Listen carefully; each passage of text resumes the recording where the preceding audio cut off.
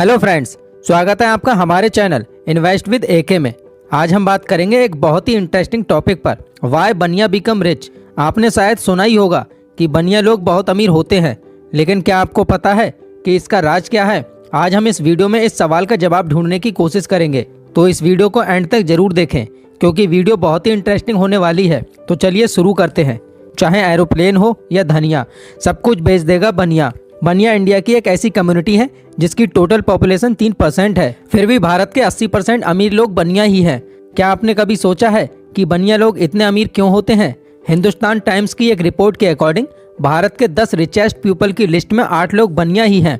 आप जानकर शॉक हो जाओगे कि भारत को 24% इनकम टैक्स बनिया ही देते हैं। ऐसा सिर्फ बनिया कम्युनिटी के मनी मैनेजमेंट और बिजनेस, या इसे सिंपल लैंग्वेज में कहूँ तो धंधा करने में एक्सपर्ट होने की वजह से ही है। आप आपके आसपास ऑब्जर्व करो और देखो कि कोई दुकान वाला या फिर कोई बिजनेस ओन करने वाला 90% बनिया कम्युनिटी के ही हैं।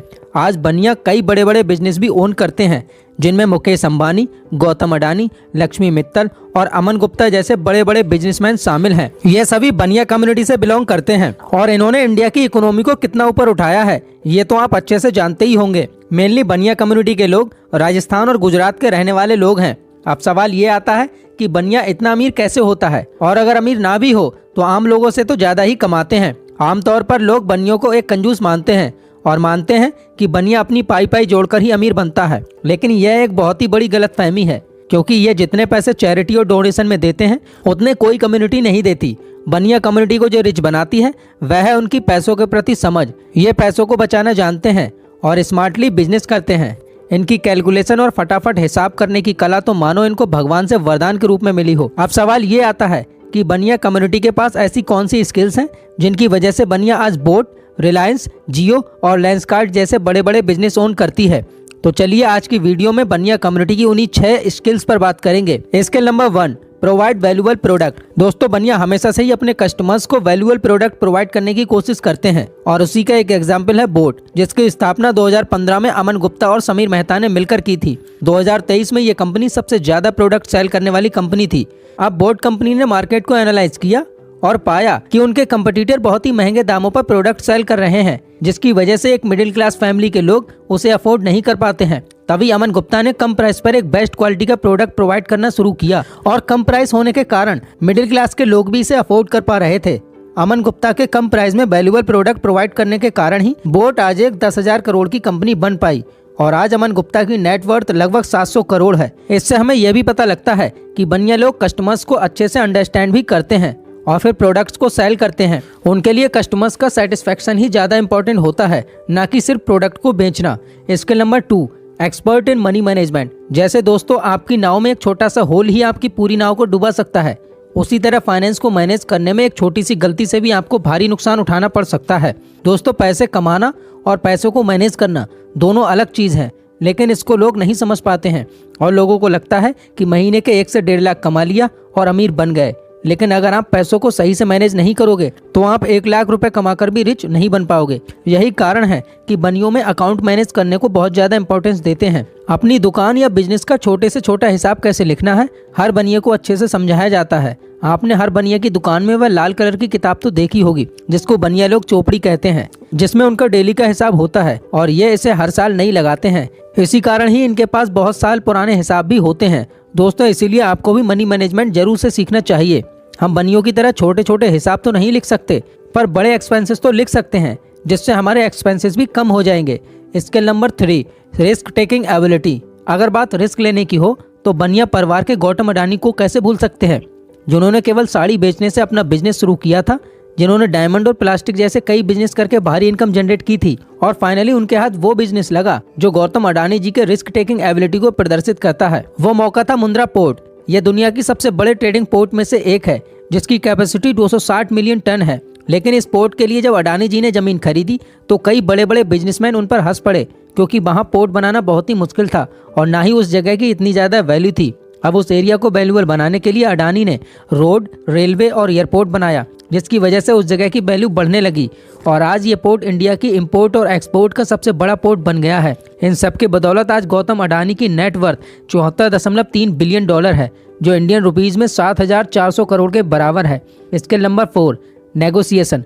दोस्तों आमतौर पर यह कहा जाता है कि बनिया नेगोशिएट यानी तोलमोल करने में माहिर होते हैं। जब लोग नेगोशिएट वर्ड को सुनते हैं तो लोग बनियों के मामले में एक गलत धारणा बना लेते हैं कि बनिया छोटी छोटी चीजों में ही मोलभाव करते हैं, यानी किसी सब्जी और फल वाले के साथ। लेकिन ये पूरी तरह से सही नहीं है। हाँ, बनिया भी हम भारतीयों की तरह थोड़ा बहुत मोलभाव करते हैं, पर बनिया लोग कई बड़ी बड़ी जगहों पर भी डिस्काउंट मांगने से नहीं कतराते हैं, जैसे कि रेस्टोरेंट में। वहीं एक आम इंसान रेस्टोरेंट जैसी जगह पर डिस्काउंट मांगने में शर्मिंदगी महसूस करता है। यही वजह है कि जो बनिया लोगों को दूसरों से अलग बनाती है। Skill number 5, strong community. बनिया हमेशा से ही मानते हैं कि साथ रहो साथ कमाओ। बनिया लोगों की कम्युनिटी बहुत ही स्ट्रॉन्ग होती है, तभी तो बनिया लोगों का प्राइस भी लगभग सेम ही होता है। बनिया लोग अपनी कम्युनिटी को काफी ज्यादा सपोर्ट करते हैं, चाहे वो फाइनेंशियल हो या फैमिली सपोर्ट हो। बनिया आज भी ज्वाइंट फैमिली में ज्यादा विश्वास करते हैं। तो चलिए जानते हैं बनिया लोगों को अपनी कम्युनिटी से बिजनेस यानी धंधा करने में कैसे सपोर्ट मिलता है। मान लो एक बनिया अपनी चाय की फैक्ट्री शुरू करता है, तो अब पूरी बनिया कम्युनिटी पहले ही दिन उसकी चाय खरीदने आ जाती है, जिससे उनको पहले ही दिन फाइनेंशियली सपोर्ट मिल जाता है। और बनिया लोग अपनी फैमिली और रिश्तेदारों को भी सजेस्ट करते हैं, और तो और वे अपनी दुकान में आने वाले सभी कस्टमर्स को यही चाय सजेस्ट करने लगते हैं, जिससे फ्री में उस चाय की ऐड भी हो जाती है। और चाय की क्वालिटी अच्छी होने के कारण कस्टमर भी रेगुलर ये चाय खरीदने लग जाते हैं। Skill number 6, market analysis. बनिया बिजनेस को शुरू करने से पहले और बाद में भी मार्केट को एनालाइज करता है, क्योंकि वो जानता है कि मार्केट हर 6 महीने में चेंज हो जाती है। कभी टेक्नोलॉजी चेंज होती है तो कभी लोगों का टेस्ट। ऐसे में बनिया जानता है कि चाय के साथ अपने बिजनेस को मॉडिफाई नहीं किया तो सारा धंधा चौपट हो जाएगा। इसके लिए वे हमेशा से ही सेविंग रखते हैं, जिसके कारण वे कभी भी अपने बिजनेस को चेंज कर पाते हैं। और भारत में कई सारे ऐसे बिजनेस ओनर्स हैं जिन्होंने चेंज को एक अपॉर्चुनिटी की तरह देखा और सक्सेसफुल बन गए। Skill number 7, diversification.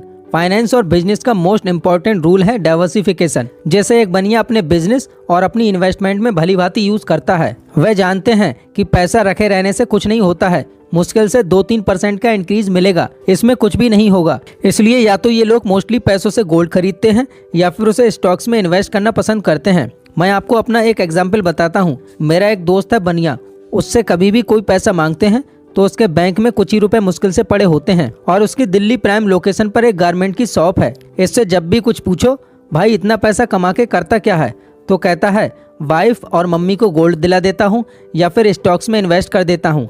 कभी एक जगह सारा पैसा नहीं रखता। माना कि ये थोड़े पुराने लोग हैं जिनको नए तौर तरीके नहीं आते, वो आज भी चेंज से या नई चीजों को करने से डरते हैं। और एक न्यू एज्ड बनिया ये बात अच्छे से जानता है कि अगर बड़ा बनना है तो बढ़ना पड़ेगा, यानी कि डाइवर्सिफाई करना पड़ेगा। 2010 में जब भावेश अग्रवाल और अंकित भाटी ने ओला की शुरुआत की तो वो मात्र एक प्लेटफॉर्म था जो कस्टमर्स को कैब ड्राइवर्स से कनेक्ट करता था, और उनका ये आइडिया अच्छा भी चला।